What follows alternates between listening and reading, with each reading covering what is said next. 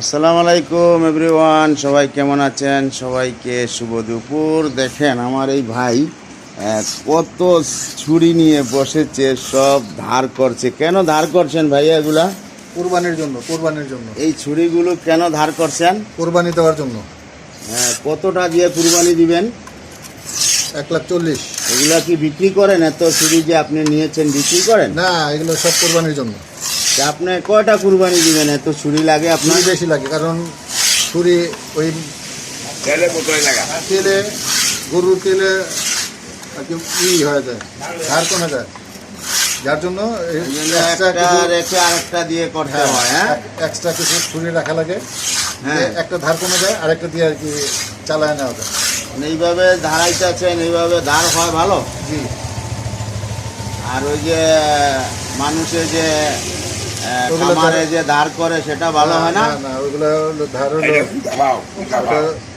বালুর ধার হলো সবচেয়ে ভালো ধার। হ্যাঁ, তাই আপনারা যারা ছুরি ধারাবেন এভাবে কাঠ নিবেন, বালু নিবেন, নিয়ে এভাবে ছুরি ধারাবেন। দেখেন ভাইয়া ছুরি ধারাচ্ছে, কত ছুরি নিয়ে বসেছে। এভাবে যদি ভাইয়া প্রতিদিন ছুরি ধারায় তাহলে কিন্তু আপনি 1-2 হাজার টাকা কামাতে পারবেন।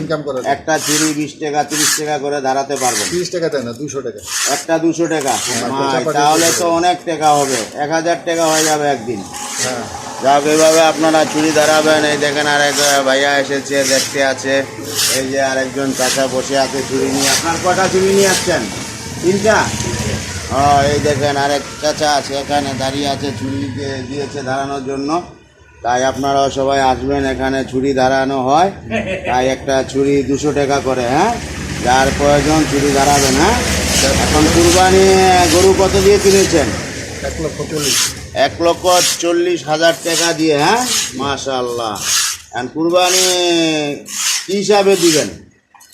আল্লাহর সন্তুষ্টির জন্য, আল্লাহর নামে। এটা রাইট বলেছেন। মানুষে কি বলে জানেন? যে আমি বাবার নামে দেব, মার নামে দেব, কিন্তু আসলে কুরবানিটা আল্লাহর নামে হয়, কিন্তু কেউ নামে কুরবানি হবে না।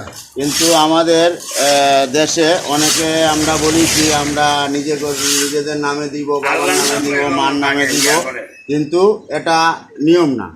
যারাই কুরবানি দিবেন আল্লাহর নামে দিবেন এবং ভালোভাবে কুরবানি দিবেন, যাতে সুন্দরভাবে গরুর গলাটা কাটা হয় আল্লাহর নাম নিয়ে। হ্যাঁ, বিসমিল্লাহ বলে সুন্দরভাবে কাটা হয়।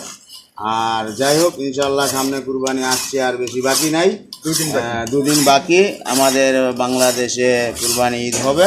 তাই এভাবে সবাই ছুরি আগে দাঁড়িয়ে নেবেন, না হলে কিন্তু চামড়াও ছোলাতে পারবেন না, প্লাস মাংস কাটতে পারবেন না।